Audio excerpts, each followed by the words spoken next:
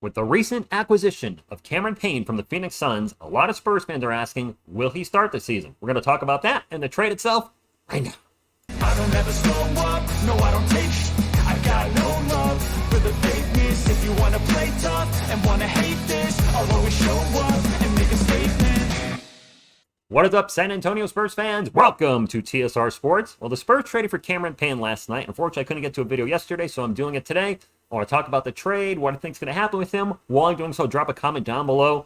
What do you think the pecking order is going to be with our starting point guards? Hit the thumbs up, like, support the channel, and subscribe for more Spurs content. Let's get into it. The San Antonio Spurs last night are trading a future second-round pick to the Phoenix Suns for Cameron Payne and a future second-round pick. Okay? Woj confirms it right there. It's been, of course, been confirmed numerous times over since his trade. Cameron Payne is entering his 9th season in the NBA and comes off 3 straight playoff runs with the Phoenix Suns. Last season, he averaged 10.3 points per game and 4.5 assists on 42% shooting from the field and 37% from beyond the arc. He primarily played a bench role for the Suns, playing around 20 minutes a night, and Payne missed nearly half the season with a foot injury. We're going to talk about it in just a moment as well. Payne's greatest strength is his ability to create his own looks off the bounce. For its synergy, he shot 42% on three-pointers off the dribble. That's really good. And Spurs could, of course, use three-point shooting. And scored 1.12 points per possession on dribble jumpers. He is 6'1", so he is a league average defender who doesn't create many turnovers. That sentence didn't read right to me. Anyway, with the addition of Payne, the Spurs now have 18 players on their roster, not counting City Sissoko, whose contract situation has not been reported. Lamar Stevens is on a non-guaranteed contract that becomes guaranteed on Monday, July 17th, which is today. So maybe they'll waive him before. I'm assuming there's a time deadline, 3, 4, 5 o'clock, somewhere around there. So we'll see what happens with Lamar Stevens. The Spurs can waive him before that date. Well, that's today.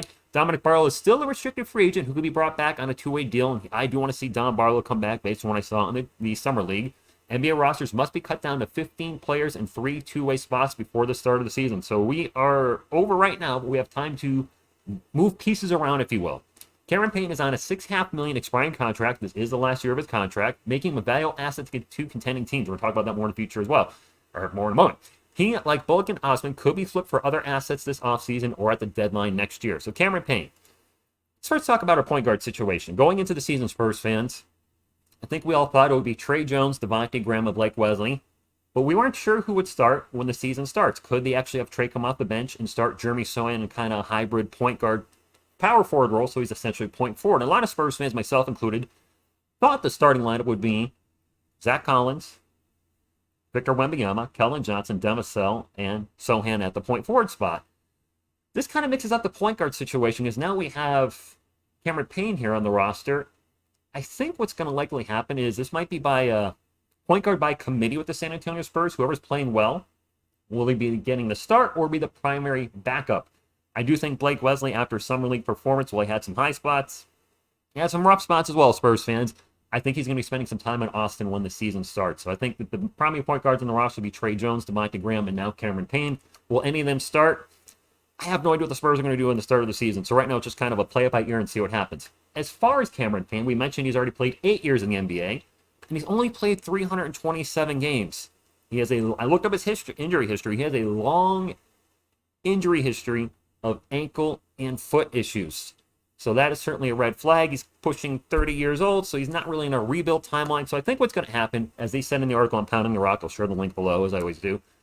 I think this is going to be more of a trade asset, and we still have about $5 million in cap space. I don't know if we need to get $5 more million up to avoid any type of penalty. I didn't research that. I forgot to do so, my bad.